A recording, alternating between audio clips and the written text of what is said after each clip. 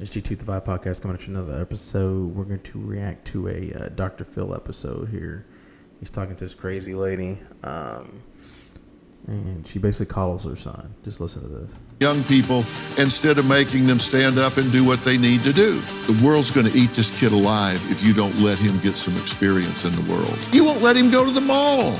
Okay, there are mall shootings, school shootings. I'm not going to back off my stance of how I'm raising my child. That was 30 years ago, the way you raised your child.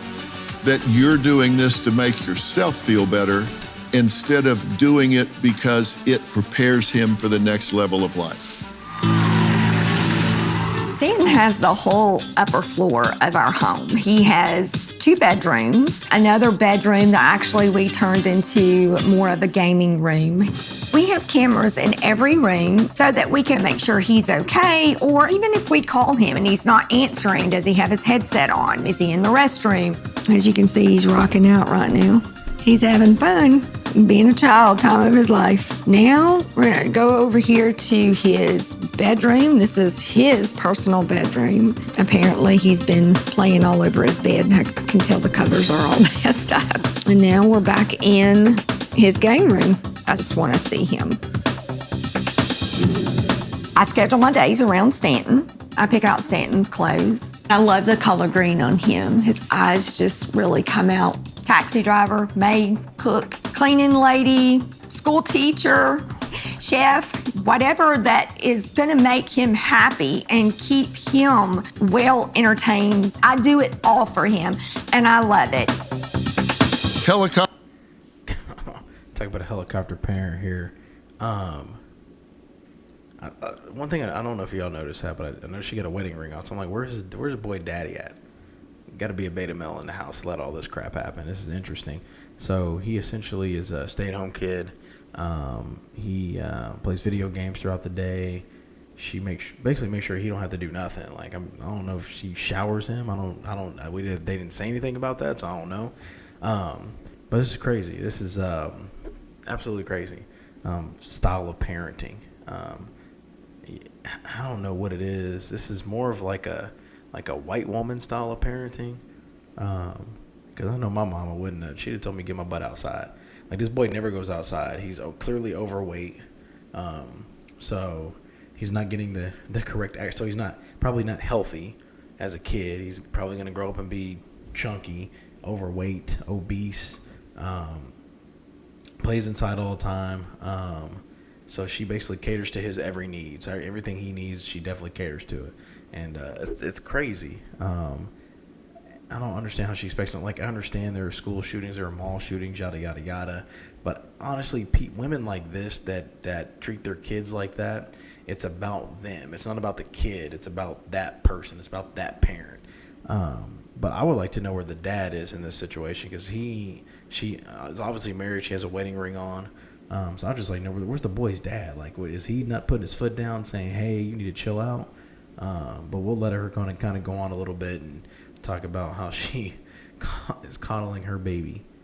Helicopter, snowplow, Velcro, lawnmower, even bulldozer, all buzzwords for a parenting style that many blame has helped create a generation of young people who think they can whine their way to success. I'm talking all ages. Gina was 40 years old when she learned her son's adoption at birth was official.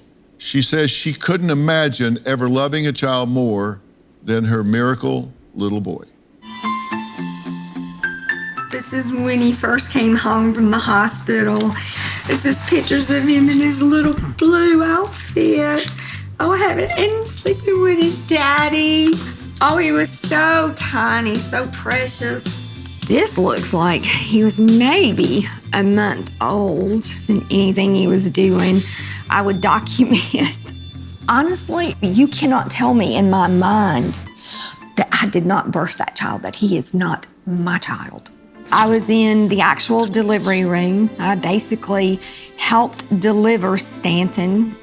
All the fluids, just as if I had given birth, was all over me. Nurse.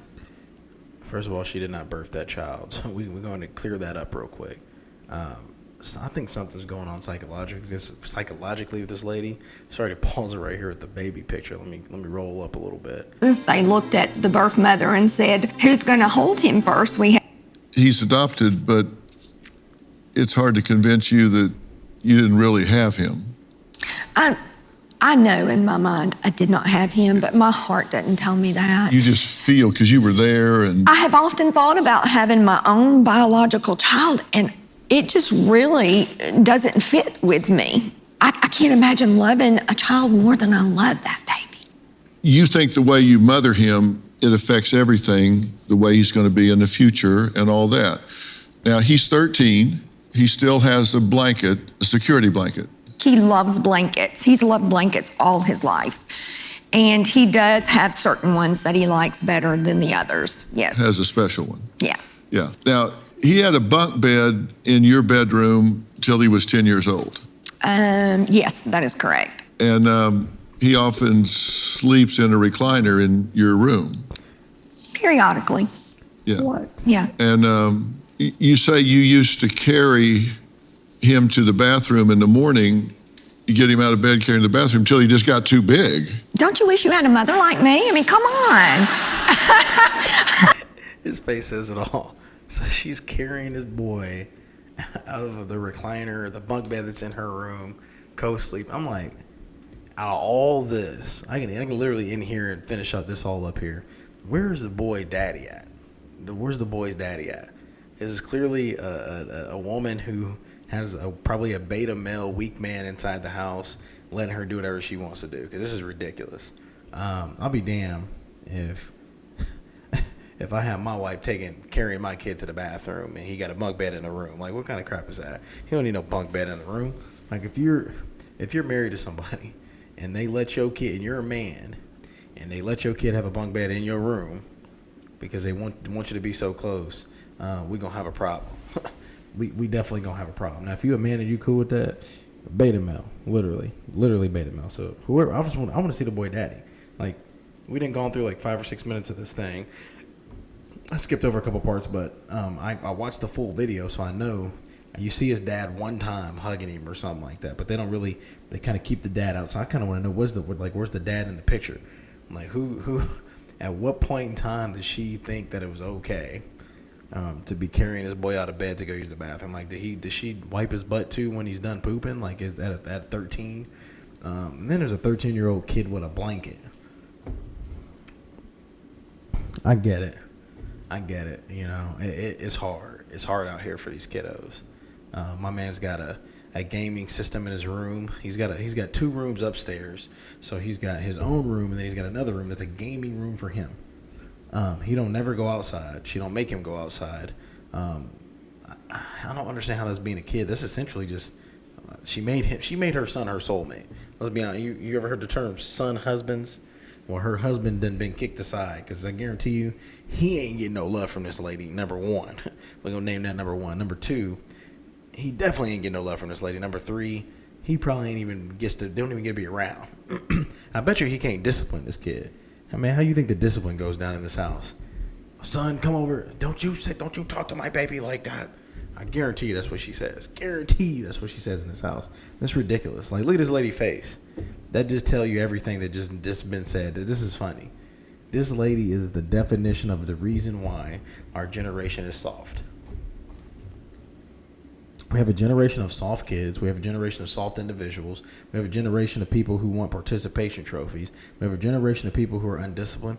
We have a generation of people who are disrespectful. And it's all because of this type of stuff, right? You want to sit here and coddle and be best friends with your kids. We are parents. We are not best friends. Our job is to parent. And some parents want to be the cool parent. I'm going to be the cool parent all the time. No.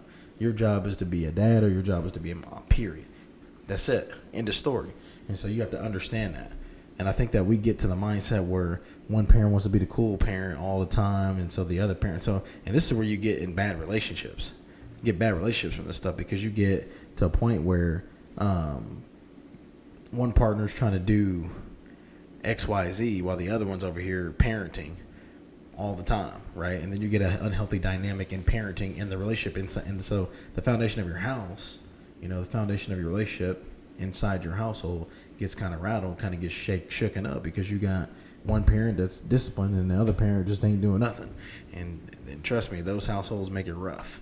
And so when I just don't know where the dad is here. I want to know, where's this boy's father at? He should be in the picture, because would they show like a video of him at one point in time hugging the kid, and they're kind of like playing around, kind of daddy son type of stuff. And so he's here in the picture, but he ain't in the picture. And so that baffles me. I don't know where is he at in the picture. And so, like I said, this is not a way to parent your kids. If you parent your kids like this and you just cater to their every single need, like if you got grown boys, grown kids anyway. I mean, once you're past the age, like in my house, once you're past the age of 18, you're not going to come over here to your daddy house. Number one, don't bring no laundry over here. It's number one. You do your own damn laundry, because at 18, I would have to do my own laundry. So you got to do your own laundry at 18. Once you out the house, you out the house. You can come over here and we have family dinner, family functions, whatever. Come to the house. But once we done, y'all gotta get out. Or no. You can wash the dishes. That's cool. You can wash the dishes, but you gotta go after that. But you got people that cater to their every need, right? And so those type of kids, those type of individuals, they grow up with a weaker mindset. They don't understand what the world's actually about. They don't understand what it means to be hard work, to grind, because they never had to grind a day in their life. It was all handed to them. She probably cuts all this dude's apples for him. My man 13 can cut his own apples, but she gonna cut them for him because it makes her feel good. So it becomes more about her. You have to be careful as parents that it doesn't become about you. That what you're doing for your kids isn't about how it makes you feel, right? Because if you get to a point where it's about how it makes you feel, then it's become more selfish, and you're not really giving the kid what the kid needs. And so we have to be careful as parents so we don't get into that. We don't fall into that trap, into that mindset of doing things, but doing things for the wrong reasons. But you gotta hold your kids accountable. I mean, this is a pure example of what this whole week is about. Weak men make masculine women. It says Kelly the boy's father is weak. Like, he's a beta. Like, there's no way I would allow this crap to happen outside my house. This ain't gonna happen. I'll put the foot down inside this house. Number one, because she ain't working. She got one kid, she ain't working. She probably could be working, but she don't want to be working probably because she wants to be around him rubbing his head while he's playing video games. Weird. That is weird. First of all, strange. It's a strange relationship. I would not be rubbing my son's or my daughter's hair while they're 13 playing a video game. That's weird as hell. Like, you go play the video game in your room, daddy finna go over here and chill. But she's rubbing this man's head. That's weird as hell. That's a weird dynamic in the relationship. But there are moms out there like that. There are dads probably out there like that too. This kid's gonna grow up, like I said, morbidly obese. He's already overweight. And so she's not helping him. Right? By making it so super easy, you're not helping him. And so my mom taught us what it was going to be like in the world outside of the house, so that way we understood when we stepped foot out there, we knew what it was going to be about. We didn't get sugar-coated. My mom didn't sugarcoat nothing. She told us what was out there. Women were out there, girls. She told us what that was all about too, as much as she could. She put male role models in our lives to keep us grounded, to keep us on the track. And so she did all those things. She let us go out there and learn. We made some mistakes, messed up. Suspended from school, that type of stuff. We made some mistakes. Weren't perfect, but we learned, right? And we survived. We learned how to survive. And now we're all in better places because of it. So hopefully you guys aren't parenting like this lady parenting, because this is crazy. I feel bad for the dad. I feel even worse for the dad than I do for the kid, because I know her husband got to be emasculated, don't get no love from her, nothing. He missing out on everything. He can't even call the shots. Dude probably pays all the bills but can't call the shots, can't do nothing. Doesn't let her take over. So that's all I got on this one. I was gonna play the whole video, but I don't even need to play the whole video. That's enough. We can just look at her face the rest of the time. That explains everything. So again, weak men create masculine women. Men stand up, women will take their place. and do what they're supposed to do, but it starts with men doing what they're supposed to do. And then you don't get motherhood like this. This GT Divide podcast, I'm out.